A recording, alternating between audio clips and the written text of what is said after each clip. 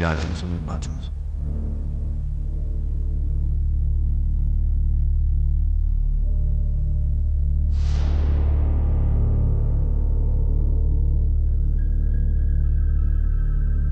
क्या आप एक ऐसी कौम के बारे में तसव्वुर कर सकते हैं जो हजारों सालों से हमारी इस दुनिया में हमारी नजरों से ओझल एक दीवार के पीछे कैद है? एक ऐसी मखलूक जिनकी तादाद समंदर की लहरों से भी ज्यादा है। वे हर रोज उस दीवार को तोड़ने की कोशिश करते हैं और एक दिन वे कामयाब हो जाएंगे। जिस दिन वे आजाद होंगे, जमीन पर ऐसा फसाद और तबाही मचेगी जिसका इंसान ने कभी सामना नहीं किया होगा।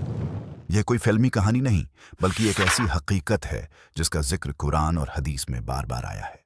यह किस्सा है याजूज और माजूज का। तो आइए आज इस वीडियो में हम पर्दा उठाते हैं इस्लाम के सबसे रहस्यमयी और अहम किस्सों में से एक से। कौन है याजूज और माजूज? उन्हें किसने और क्यों कैद किया? और जब वे वापस आएंगे तो क्या होगा? सारे सवालों के जवाब आपको आज मिलेंगे। वीडियो को आखिर तक जरूर देखिएगा। सबसे पहला और बुनियादी सवाल, आखिर ये याजूज और माजूज हैं कौन? कुरान और हदीस की रोशनी में याजूज और माजूज हजरत नूह अलैहिस्सलाम के ही एक बेटे याफिस की नस्ल से है। यानी वे हम जैसे ही इंसान हैं, कोई जिन्न या अलग मखलूकन नहीं। लेकिन उनकी फितरत और उनका मिजाज आम इंसानों से बिल्कुल अलग है। रिवायतों में उनकी कुछ खास निशानियां बताई गई हैं। कहा जाता है कि उनके चेहरे चौड़े, आंखें छोटी और जिस्म हद से ज्यादा मजबूत होते हैं। मगर उनकी सबसे बड़ी पहचान है उनकी बेइंतहा तादाद और उनका फसादी होना। वे जिस भी इलाके से गुजरते वहां सब कुछ तहस नहस कर देते थे। लोगों की फसलें, उनका माल व असबाब, यहाँ तक कि उनकी जानें भी उनसे महफूज नहीं थीं। वे जुल्म और बर्बरियत का चलता फिरता नमूना थे। उनकी तादाद इतनी ज्यादा होगी कि हदीस पाक में आता है कि जब कयामत के करीब वे आजाद होंगे तो उनका पहला गिरोह एक झील का सारा पानी पी जाएगा, और जब उनका आखिरी गिरोह वहां से गुजरेगा तो जमीन को सूखा देखकर यहाँ कभी पानी हुआ करता कभी होगा। पानी हुआ करता था। तो सवाल यह उठता है कि ऐसी खतरनाक कौम को आखिर किसने और कैसे रोका? यहाँ पर जिक्र आता है एक अजीम उश शान और नेक बादशाह का, जिनका नाम कुरान ने धुलकरनैन बताया है। धुलकरनैन अल्लाह के एक बहुत ही नेक बंदे थे, जिन्हें अल्लाह ने बड़ी सल्तनत, तौकत और हिकमत से नवाजा था। वे जमीन पर इंसाफ कायम करते हुए मशरिक पूरब से मगरब और पश्चिम तक पहुंचे। अपने ऐसे ही एक सफर के दौरान वे दो पहाड़ों के बीच बसी एक कौम के पास पहुंचे जो बेहद परेशान हाल थे। वो लोग धुलकरनैन की जबान से वाकिफ नहीं थे, लेकिन उन्होंने इशारों से और तर्जुमान ट्रांसलेटर के जरिए अपनी फरियाद उन तक पहुंचाई। उन्होंने कहा, ऐ धुलकरनैन, इन पहाड़ों के उस पार याजूज और माजूज रहते हैं जो हमारी जमीन पर बेहद फसाद मचाते हैं। क्या आप हमसे कुछ खिराज, टैक्स लेकर हमारे और उनके बीच एक बंद, बैरियर बना सकते हैं ताकि हम उनके शर्र से महफूज हो जाएं? धुलकरनैन एक नेक और इंसाफ पसंद बादशाह थे। उन्होंने माल का लालच नहीं किया और फरमाया, जो कुछ मेरे रब ने मुझे अता किया है वही बेहतर है। तुम बस अपने जिस्म की कव्वत, मेहनत से मेरी मदद करो। फिर उन्होंने लोहे की बड़ी बड़ी सिले, ब्लॉक्स मंगवाई और उन्हें दोनों पहाड़ों के बीच की खाली जगह में छूनवा दिया। जब वह दीवार पहाड़ की बुलंदी तक आ गई तो उन्होंने हुक्म दिया कि आग दिखाओ। जब लोहा आग की तरह लाल सुर्ख हो गया तो उन्होंने उस पर पिघला हुआ तांबा, कॉपर डालवा दिया। इस तरह एक ऐसी मजबूत और बेमिसाल दीवार वजूद में आई जिसे न तो याजूज और माजूज चढ़कर पार कर सकते थे और न ही उसमें कोई सुराख कर सकते थे। यह दीवार आज भी इस दुनिया में कहीं मौजूद है, लेकिन अल्लाह ताला ने उसे हमारी नजरों से पोशीदा, छिपा रखा है।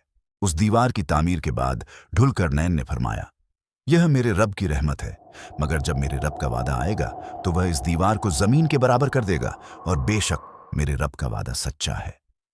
याजूज और माजूज का आजाद होना क़यामत की बड़ी निशानियों में से एक है। रिवायतों के मुताबिक वे हर रोज इस दीवार को खोदते हैं।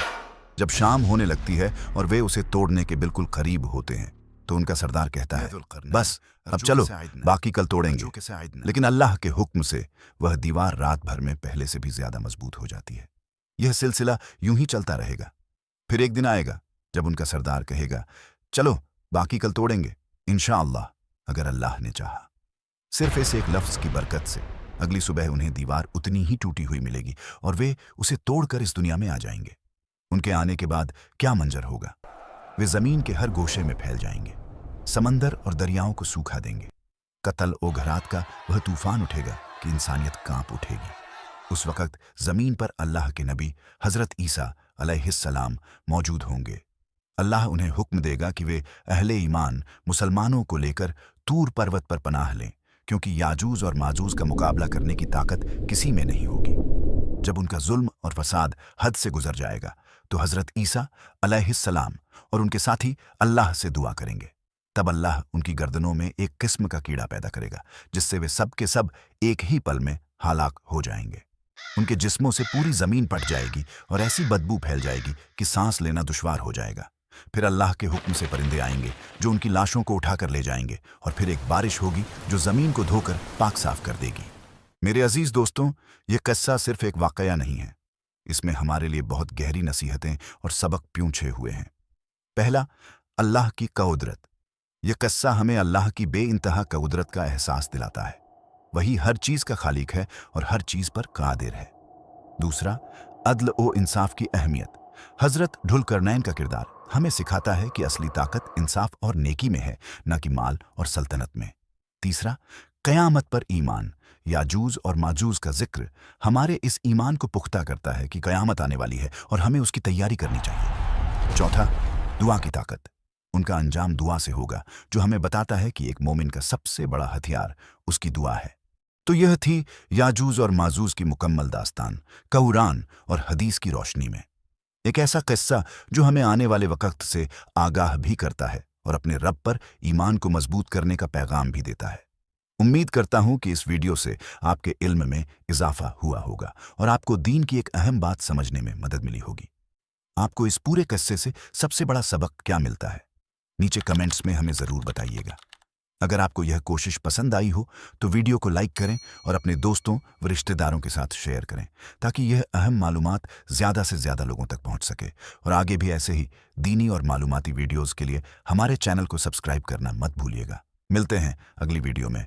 अल्लाह हाफिज़।